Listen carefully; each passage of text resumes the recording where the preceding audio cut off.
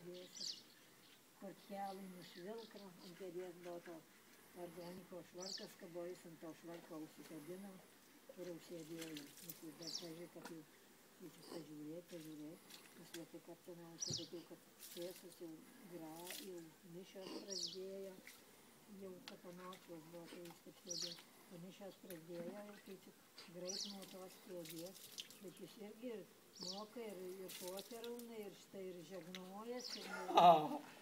Viską labai gerai moka. Pernai, tai ant viršaus mūsų užėjai sėdėjo ir buvo visur užsėsti, tai nebuvo kur sėstis, kitas jau brolis, ir tokis didelis, tai ant grindų atsisėdo, ir jis atsisėdo, mano rankinukas, kad sėdėjo, tai prie manį stovėjo, tai tik įsiklausau tų rankinukų. Žiūrėkit, pavogs gali?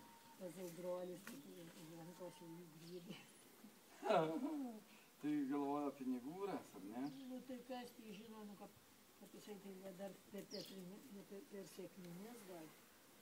Sėkminė sakė, aplekė ir tai visur jau ieškoja.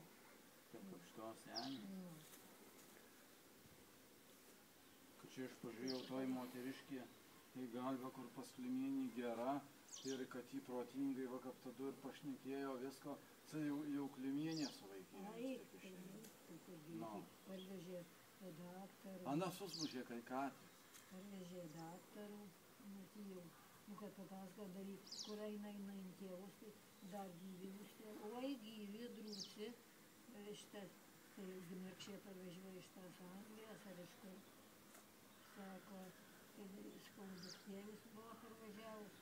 Aš neturiu jokių dukterių, jokio nieko.